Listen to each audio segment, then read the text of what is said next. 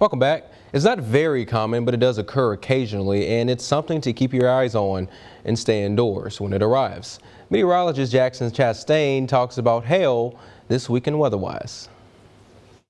Meteorologist Jackson Chastain here with the latest edition of WeatherWise. Today we talk hail, something that we encounter from time to time here in Mississippi. Certainly not common, but certainly not uncommon either. But we're going to go over that formation process so you can kind of understand where it comes from and understand how the impacts occur. Now, in order to get hail in the first place, well, you need a thunderstorm. And once you have that thunderstorm, well, you're in pretty good shape. You just need a few more things, one of those being a strong updraft. Now, if you remember, in a thunderstorm, you have an updraft where air is going up, then you have a downdraft that air is going down. And the two things are kind of keeping the storm in balance. But with that updraft, that's the key factor there, because when you're ingesting moisture into the cloud, those form water droplets, and eventually those water droplets can form into rain droplets. And if you keep those suspended long enough in the air, they might collide with something, and at high enough altitudes where it's very, very cold,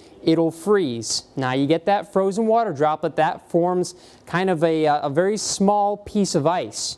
And when you get that small piece of ice just kind of bouncing around in the cloud, because remember, that updraft is keeping it lifted, is keeping it in the air. It's a source of lift for it. It's keeping it, it's just floating around in that cloud at that point. It's going to collide with other raindrops. And as it does so, because the baby hailstone, so to speak, is below freezing, anything it comes into contact with, any water it comes into contact with, is going to freeze right onto it. And not to mention that a lot of that water is also at freezing temperature. It just needs something to collide with to freeze. So these baby hailstones sit in the top of the thunderstorm, and it accrues all of this rain along its surface, and that allows it to grow in size as you get longer and longer into the lifetime of this hailstone. Now eventually, once the hailstone gets big enough, that's when they start to fall down. They'll either get really heavy and they'll fall out onto the ground, or the updraft will kind of weaken and then the hailstones will fall out onto the ground. So there's two different processes there.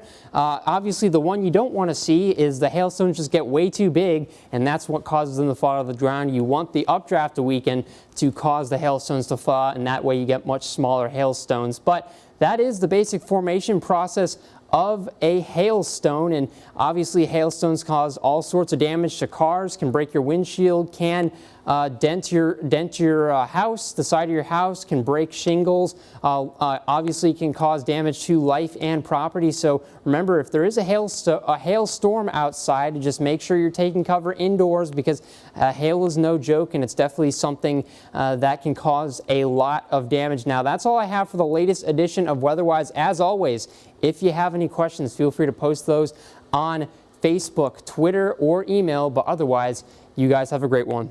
WeatherWise is brought to you by 4 County Electric Power Association.